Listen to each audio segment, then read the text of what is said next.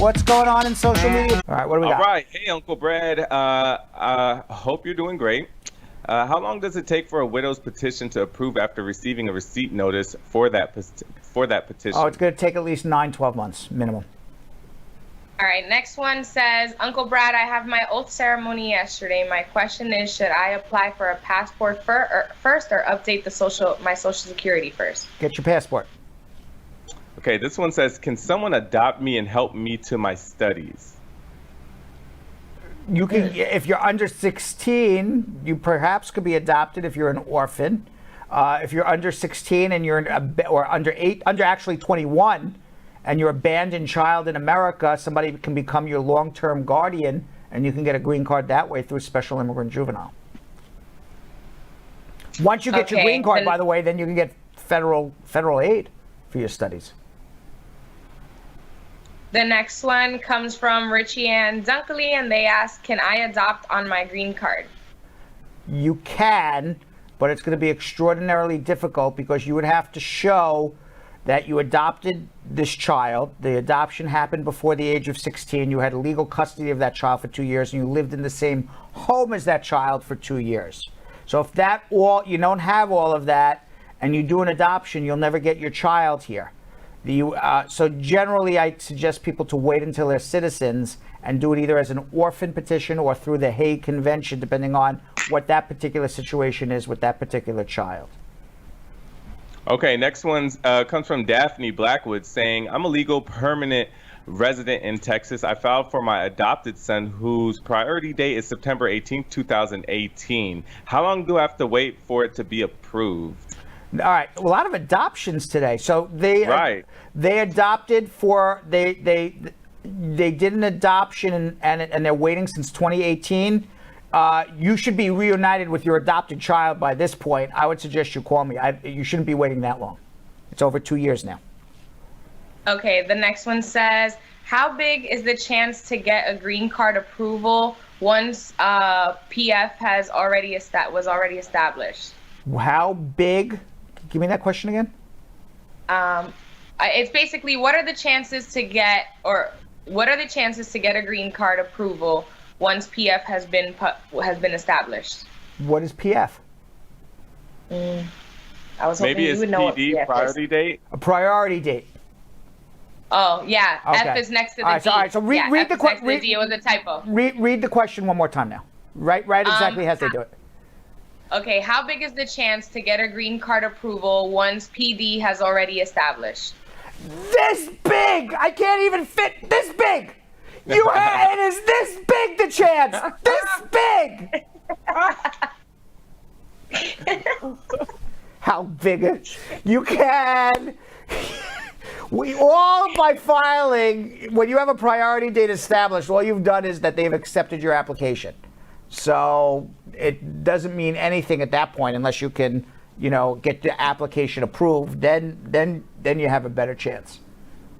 All right, Norda Lee saying, good evening. Is it true that they're taking your green card away when returning to the U.S. and sending you back to your home country? And also, is it safe to travel on an I-131 now? Is it true they're taking your green card away? No, it's not true they're taking your green card away unless you're inadmissible to the United States. So the only way you would be inadmissible to the United States is if you come from Brazil or China without being in another country for at least 14 days, or you committed a crime, you committed fraud. But just generally speaking, no, you're not going to get your green card taken away. There was a second half of that. Safe to travel on the I-131, the advance parole? Yes, it is. Okay, I have one that I hope is not too generic, but it says, Uncle Brad, I would like you to elaborate more on the provisional waiver and consular interview in home country. Thanks. Elaborate. All right, so let me elaborate for you. When you are out of status in the United States, either because you came without inspection or because you came on a visa and overstayed your time, and you're ineligible to adjust your status, you have to go to your home country. Now, if you've lived out of status in America for more than 180 days and you leave, you can't come back for 3 years. if you've lived out of status or you've lived illegally in America for more than a year or undocumented in America for over a year, we always hate to use the word illegal, and I sometimes slip up and use it too, then you can't come back for 10 years. So you don't want to leave the country to go home to get stuck. That's why everybody's so terrified to go. Now, you can get a provisional waiver to overcome that. A waiver, what does a waiver mean? People say, well, what do you mean by waiver? It waives a particular law. In other words, the government won't look at that particular law when they decide whether or not to give you a green card. They're going to overlook it. They're going to waive it. They're going to say goodbye to that law. Say, waive it goodbye. So when you get a waiver, a provisional waiver, what you're getting is a letter from the government saying that 3 and 10 year bar because you were undocumented in America, we're not going to consider that when you go home to pick up your green card. Now, how do you get that waiver? You get that waiver based on hardship to your family, but it's specific family. Hardship to parents, hardship to spouse. That's it. So if you don't have parents, you don't have spouse that are legal in America, you can't do the waiver. Once you get that waiver approved, that bar because you are undocumented in America, because you lived out of status in America, because you entered the country without inspection, that is waived. They're not going to look at that as a reason to deny you. You go home, the most typical interview process would be that you go take a medical exam, and they're going to make sure you don't have communicable diseases. They're going to make sure that you don't have drugs in your system. So you got to be drug free. You're going to take that medical exam, you're going to bring it to the immigration officer. They're going to make sure that whatever application you are going home on, whether it was a family sponsorship, a job sponsorship, whatever it is, it's legitimate. There's no fraud involved here. And they're going to want to make sure you have an affidavit of support that's good. They're going to want to make sure you don't have a criminal record. And they're going to say, where is this waiver? And you're going to say, here it is. And then you'll be back with the green card in about 2 weeks. How is that for elaboration? Oh, it's definitely an elaboration. Thank you. All right, Zach saying, my wife and I got married 3 months ago, and I can't do anything like a joint bank account or rent a house with my name because it requires me to have a state ID. Now, as of right now, I'm living with my wife, but it was only under her name, not mine. Is there any possible ways to solve this problem? I live in Wisconsin. What is your wife's status? Let your wife file for you. Solve the problem. How you solve your problem. I don't know enough about this man who lives in Wisconsin. Yeah. Okay. Right. But how you solve your problem is you resolve your immigration status. That's how you solve your problem, and that gets you ID, that gets you legal. You resolve your immigration status. You do not resolve your immigration status by crying into your pillow. You do not resolve your immigration status by whining and complaining. You resolve it by calling a good lawyer like myself and figuring it out. Okay, next one comes from Marge Higgs, and they ask, good evening, my friend's EAD expired in April. She applied for a new one and has not received. She lost her job as a result of this. Was there an extension? Should this have happened? Well, even though my computer is not working, Facebook still works. And what I understand is that this woman had a work permit. She filed for an extension, lost her job because she couldn't present her work permit, and the old work permit expired. When you file for an extension on your work permit, by law, it's not my law, it's the U.S. government law. By law, your work permit extends automatically for 180 days. So as long as you can present a receipt to your employer, even if your work permit has expired, that receipt, from the date of that receipt, you are work authorized for an additional 180 days. That woman should not have lost her job as of yet. Okay, Car Near saying, good evening. If a person received an email from NVC saying that they're documentarily qualified, but due to the ban, they didn't get the interview. What documents and fees will have to be done over when the ban is lifted? I don't know when the ban will be lifted. I don't know what documents will have to be done. Certain documents are only good for 6 months. Certain documents are only good for a year.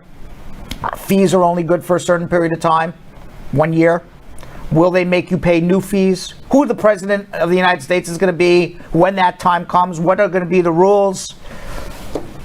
Magic 8 Ball would know the answer to all of this. Magic 8 Ball. Only you can tell us. Only you, Magic 8 Ball, in your divine wisdom, in your unbelievable knowledge of the future. Will Yes. you be able to divine what exact documents and fees will be required when this pandemic is over? Magic 8 Ball, what will it be? And it says,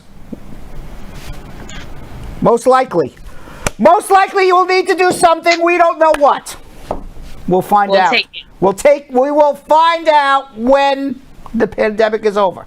I will promise you. Oh. I promise you, you'll be the first to know if you watch the show.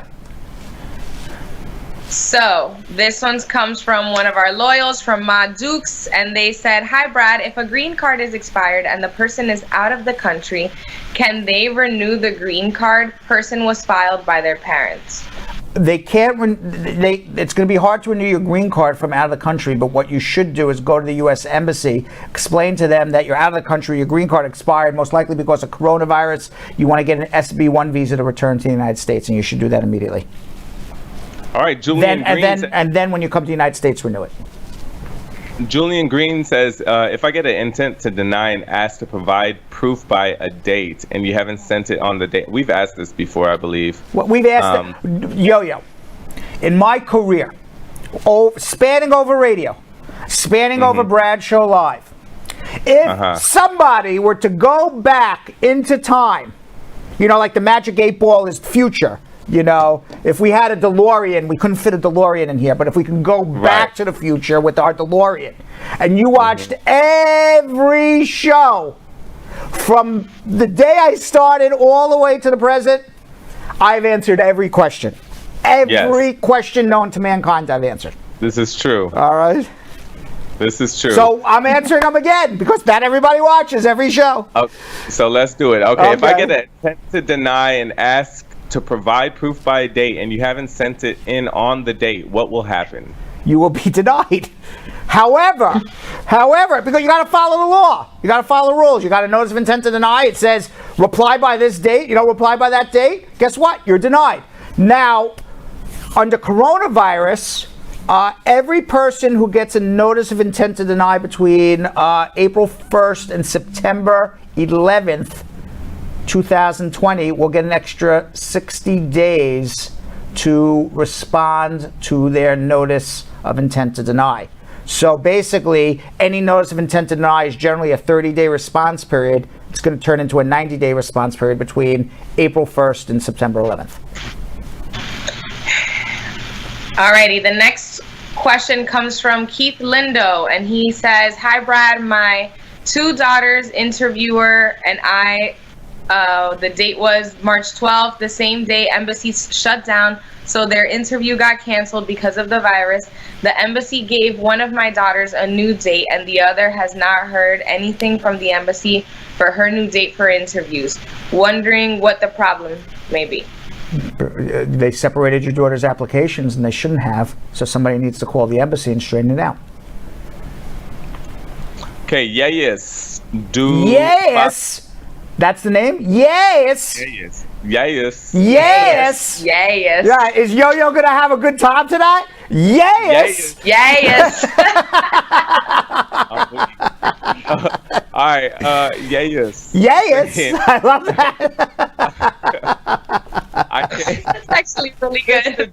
So I came in USA since 2004. I applied for a refugee, but I've been placed in withholding of removal. I entered without a visa or inspection. I'm working here since 2008. I pay taxes, got married 5 years ago with an American citizen. Now, we got 2 children together. I have never been arrested or involved with any problem. What advice can you give me for my situation? All right. This is one of those times when my friends have told me, Brad, you are totally ADD, you're not paying attention. And I said, what are you talking about? I am not ADD. I pay attention to everything everybody says. You have to ask that question again. That long question. Because he was stuck on yay. Yes, that's what I was thinking. You know me. All right. Are you ready? Yes. Yeah. Are you ready, Brad? Yes. Focus, Brad. Oh. Yes. Yes, I'm focused now. Okay. I came in the USA since 2004. I applied for a refugee, but I've been placed in withholding of removal. I entered without the visa or inspection. I've been working since 2008, paid taxes, got married 5 years ago to an American citizen. We have 2 children together. Now, I've never been arrested or involved with any problem. What advice can you give me for my situation? All right, well, you got to be able to turn that withholding of removal into a green card. So when you have withholding of removal, basically, the judge said, I'm ordering you deported, but I don't believe you should be granted asylum. You don't qualify for asylum, but I do believe your life may be in danger if you go back to your home country because it's a dangerous place, or maybe somebody's after you, or whatever the case may be. So we're not, even though you're a deportable alien, we're not going to deport you, and we're going to allow you to live here and just renew your work permit under an order of deportation. So now you got married, you got to go to immigration. You got to file an I-130 visa petition with a bona fide marriage exemption. And then one of 2 things, depending on how you came to the United States. So, for example, if you came to the United States through an airport as an arriving alien and they paroled you into the United States, you should be eligible to adjust your status directly with immigration with a waiver as an arriving alien.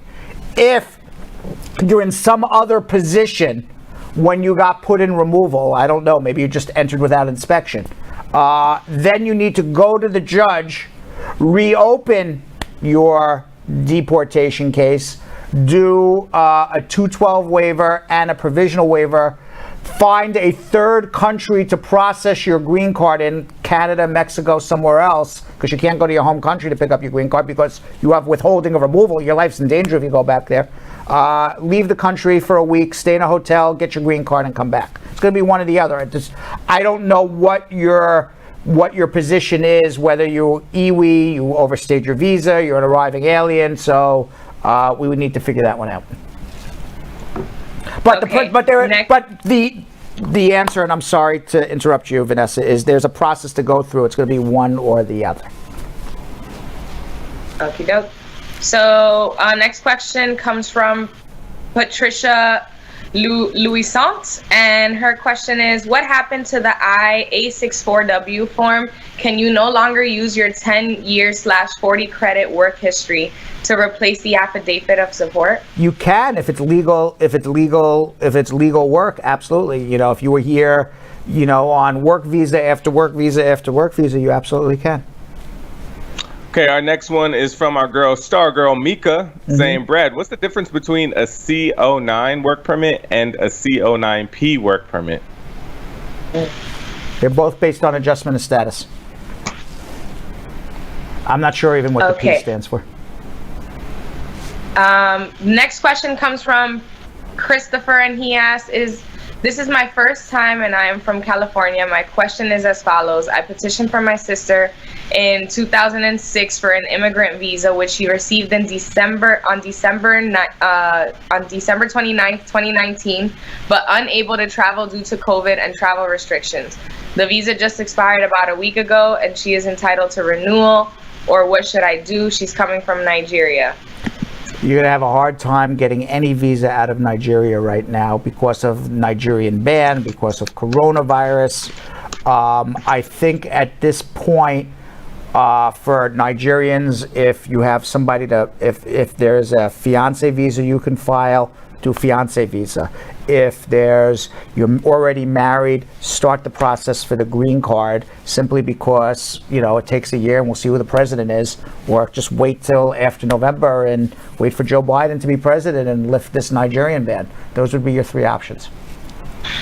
Next one comes from Me saying, hey, Brad, is a regular 10-year green card renewal going to take a longer as well? Saying 11 to 12 months on USCIS website, possibly longer. What do you think? And by the way, I love your videos. Thank you. It's anything. I think anything is possible. I can't expect it would take 12 months, but 3 months, 4 months, absolutely. Okie doke. This one comes from AJ. Hey, Brad. Does filing bankruptcy affect I-751 case, bona fide marriage, and abuse waiver? Asking for a relative, no assistance from the government at all, paid all taxes, will the bankruptcy be a problem? Not on an I-751. A bankruptcy is not a problem.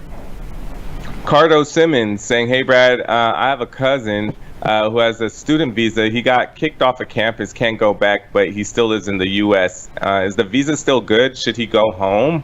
Why do you get kicked off campus? I don't know. You don't know why you got kicked off at campus? Obviously, I don't know. He did something in violation of campus rules, obviously, right? Right. So it sounds like he got thrown out of school, which would mean if he's thrown out of school, he's no longer in valid status on a student visa. He's undocumented. And the question is, what now? Should he go home? Yeah. Well, if you're undocumented, you should go home. That's what the law says. A lot of people live here undocumented and figure it out. That's your choice. Okie doke. So the next one comes from Frank Vizzo, and they say, I have gotten my GC EAD but cannot get employment in my profession. Can I file for unemployment, and is this a public charge? It's not a public charge. You can apply for unemployment. Okay, next one comes from Leslie Benoit saying, I had an asylum case administratively closed. I got married to a U.S. citizen and filed for VAWA, and USCIS put my adjustment and status on hold. What's my current status now? What happened with his asylum? The asylum case was administratively closed, and then they got married to a U.S. Your status is that you are in deportation. You have to get the VAWA case approved, and then go back to the judge and adjust your status before the judge. You can't adjust through USCIS. Okay, the next one comes from Ty V, and they ask, my joint sponsor is currently filing for his wife's green card outside of the U.S. Can he still sponsor my I-864 for me, even though he's sponsoring his wife? I'm adjusting my status in the U.S. Yes, you can sponsor as many people as you can and want to, as long as you make enough money. Okay, Leslie has another question. If I need to renew my work permit, can I still be eligible under my previous asylum case, the asylum case that was administratively closed? If you're able to renew your work permit as a C8, you can, absolutely. You can renew your work permit under as a pending asylum C8, and at the same time complete a VAWA case. Okay, next question says, will I show up at my door if I apply for AOS 2 or 3 days after my I-94 B1 expires? I hope ICE doesn't show up at your door. That would be terrible. I highly doubt that they would show up at your door because you were out of status for 3 days and filed an adjustment. All right, I came to the USA 1977. I got my green card at JFK till 1996. I got arrested, was sentenced to 1 year. Then, and they're from Palestine, got deported, but they're still here because I'm from Israel.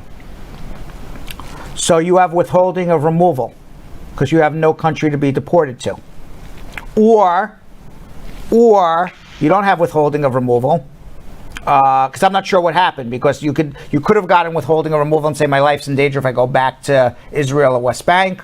Or you could have been ordered deported and you have no country that'll take you, and you're just here reporting every year to immigration until there's a country that'll take you as a Palestinian. I don't know what your situation is. either way, it's not an enviable position to be in. Is he married now? What happened? He just gave a statement. This man. Just said that they got the green card in 1996. I got arrested. So this is it. Okay. All right. Okay. Yeah. Next one No. Not this is it. Like, move on. I'm going to say this is it. Let me give you my answer. Okay. My answer is this. Okay. God forbid I get sick. Okay. I go to a doctor. I say, doctor, I'm sick. Operate on me. I have this pain in my chest. It goes down into my leg. Set up the operation. It's basically what this man just said. He said, I'm from Palestine and I committed a crime and I had a green card and now I don't. What do I do? So you know what a doctor would say? Because the doctor doesn't have enough information. The doctor doesn't have enough information to determine what kind of operation. We know you need an operation. We just don't know what kind. Doctors say, let me take an x-ray, let me take a CAT scan, let me take your blood, let me poke in your eye, look up your nose, whatever the doctor does. Well, I need to take an x-ray too. I don't have the slightest idea. I'd have to pull your records, find out what your criminal record was, what your immigration status was, what happened with your deportation.